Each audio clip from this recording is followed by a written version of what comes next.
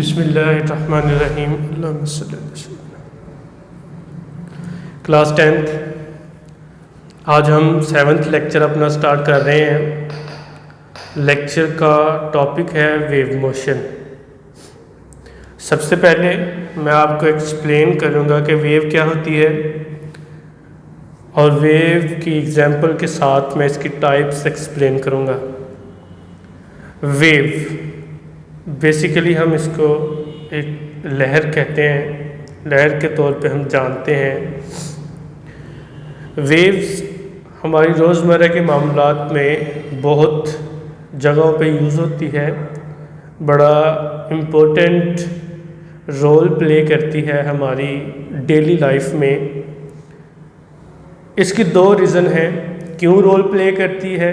एक तो हमारे पास ये जो वेव होती है ये as a carrier of energy को एक जगह से दूसरी जगह ले जाने के लिए यूज़ करते हैं इसको हम, और दूसरा इसको हम यूज़ करते हैं इंफॉर्मेशन मालूमात को एक जगह से दूसरी जगह ले जाने के लिए। मैंने लफ्ज़ दो बोले हैं कि एनर्जी को और इंफॉर्मेशन को एक जगह से दूसरी जगह ले जाने के लिए वेव हमारी रोज़मर्रा की ज़िंदगी में बड़ा अहम किरदार अदा करती हैं। अच्छा, वेव्स होती क्या हैं, कौन सी चीज़ वेव को चाहिए होगी प्रोपिगेट करने के लिए, या वेव है क्या। तो सबसे पहले मैं आपको बता देता हूँ वेव क्या है। वेव किसी भी मीडियम के अंदर डिस्टर्बेंस का नाम है। कोई एक मीडियम है, उस मीडियम के अंदर जो डिस्टर्बेंस क्रिएट होती है उस डिस्टर्बेंस को हम नाम देते हैं वेव का। वेव किसी मीडियम के अंदर पैदा होने वाली वो डिस्टर्बेंस है जो उस मीडियम के पार्टिकल्स को वाइब्रेटरी मोशन परफॉर्म करवाती है किसी भी मीन पोजीशन के गिर्द। दोबारा फिर सुन ले मेरी बात, मैं वेव की आपको डेफिनेशन बता रहा हूँ कि वेव होती क्या है। वेव बेसिकली डिस्टर्बेंस है, किसी भी मीडियम के पार्टिकल्स के अंदर डिस्टर्बेंस है।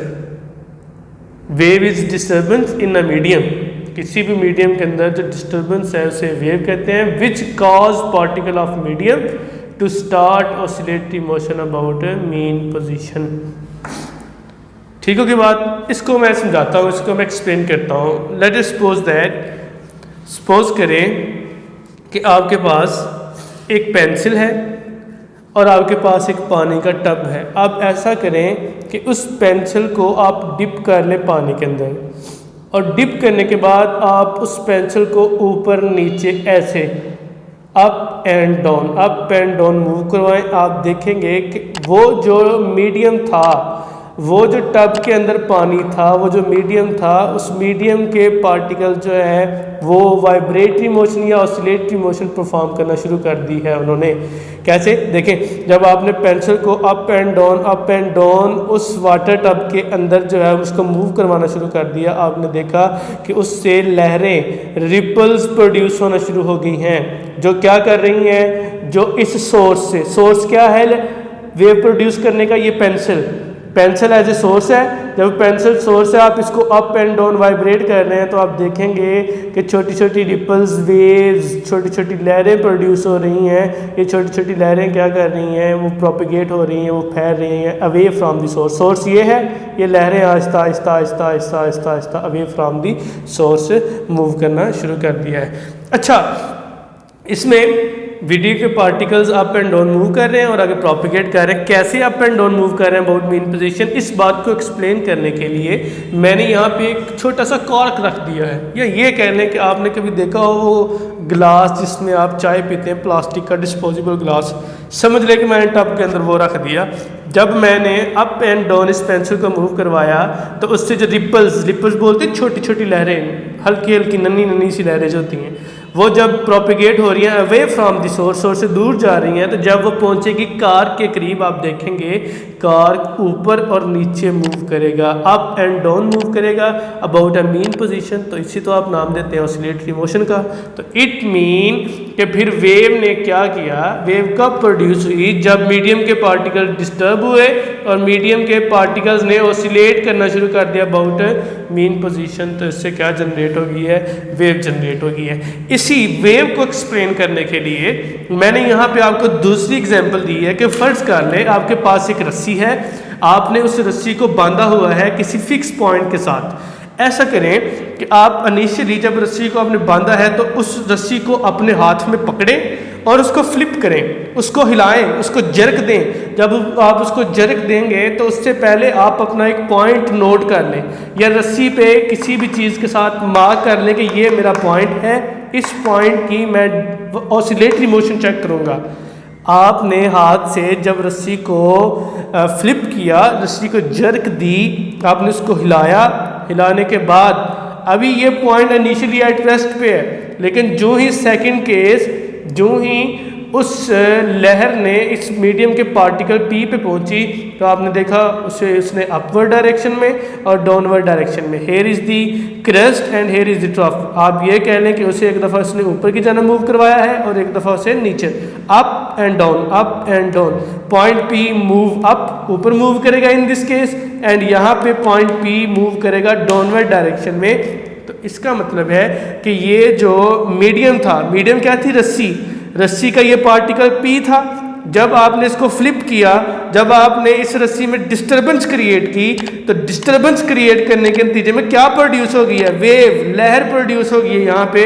तो वो लहर क्या कर रही है, वो वेव क्या कर रही है कि ये जो मीडियम का पार्टिकल P था, इस मीडियम के पार्टिकल P को मूव करवा रही है up and down. Up and down move करवाने का मतलब है कि ये कौन सी मोशन है, ये ऑसिलेटरी मोशन है। किसके गिर्द, एक फिक्स पॉइंट, एक मीन पोजीशन के गिर्द है।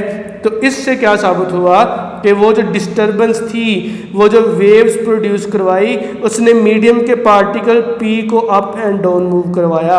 और अप एंड डाउन मूव करने का मतलब है बॉडी मूव कर रही है, बॉडी परफॉर्म कर रही है ऑसिलेटरी मोशन को, और ऑसिलेटरी इसे हम नाम देते हैं वेव का। यहाँ मैंने दो लफ्ज़ यूज़ किए हैं, क्रेस्ट एंड ट्रफ। क्या होता है क्रेस्ट, मैं आपको ये बात एक्सप्लेन कर देता हूँ। याद रखिएगा, क्रेस्ट मीन पोजीशन का जो हाईएस्ट पॉइंट है, या ये कह लें कि मीन पोजीशन पार्टिकल की ये थी, तो पार्टिकल इस हाईएस्ट पॉइंट पे गया यहाँ तक, तो ये जो पोर्शन है, ये जो हिस्सा, इसे हम नाम देते हैं क्रेस्ट का। The highest point of particle of medium from mean position. The highest point of particle of medium from mean position, इसे हम नाम देते हैं क्रेस्ट का। और ट्रफ क्या है, मीन पोजीशन अगर हम कंसीडर कर लें ये थी, तो पार्टिकल अपनी लोएस्ट पोजीशन यहाँ पे क्या है, तो ये जो लोएस्ट पोजीशन है, lowest point of particle of medium from mean position is called trough. ये कह ले the maximum point of the particle of medium from mean position is called crest, या ये कह ले the minimum point of particle of medium from mean position is called trough. तो ये थोड़ा सा आइडिया था वेव के बारे में। नेक्स्ट है हमारे पास टाइप्स कौन सी है। देखिए वेव्स की डिफरेंट टाइप्स होती हैं। कुछ हमारे पास ऐसी वेव्स होती हैं जिनको मूव करने के लिए किसी मीडियम की ज़रूरत होती है, किसी ज़रिए की ज़रूरत होती है। ऐसी वेव्स हम कहते हैं एक अलग टाइप है। और एक हमारे पास ऐसी वेव्स होती हैं जिन्हें मूव करने के लिए किसी मीडियम की ज़रूरत, किसी ज़रिए की ज़रूरत नहीं होती, वो एक अलग टाइप है। इन दोनों टाइप्स को डिस्कस करेंगे। दो टाइप्स हैं वेव्स की, एक को हम नाम देते हैं मैकेनिकल वेव्स का और दूसरे को हम नाम देते हैं इलेक्ट्रोमैग्नेटिक वेव्स का। ऐसी वेव्स जिनको गुजरने के लिए किसी मीडियम की ज़रूरत होती है, ऐसी वेव्स को हम नाम देते हैं मैकेनिकल वेव्स का। मैं मिसाल देता हूँ इसकी आपको। आपके पास वाटर वेव्स हैं, तो वाटर वेव्स पानी में प्रोड्यूस होती हैं। तो वाटर वेव्स को गुजरने के लिए मीडियम की ज़रूरत है, और वो मीडियम कौन सा है, वो वाटर है, वो पानी है। इसका मतलब है वाटर वेव्स तब तक जनरेट नहीं हो सकती, तब तक प्रोड्यूस नहीं हो सकती जब तक के वाटर अवेलेबल ना हो, पानी ना हो। पानी के बगैर आप वाटर वेव्स कंसीडर ही नहीं कर सकते। साउंड वेव्स हैं, साउंड वेव्स तब तक प्रोड्यूस नहीं हो सकती जब तक आपके पास साउंड वेव्स को प्रोड्यूस करने वाला मीडियम ना हो। तो इस तरह हर वो वेव जिसको भी प्रोपिगेट करने के लिए किसी ना किसी मीडियम की ज़रूरत हो, ऐसी वेव को हम नाम देते हैं मैकेनिकल वेव्स का।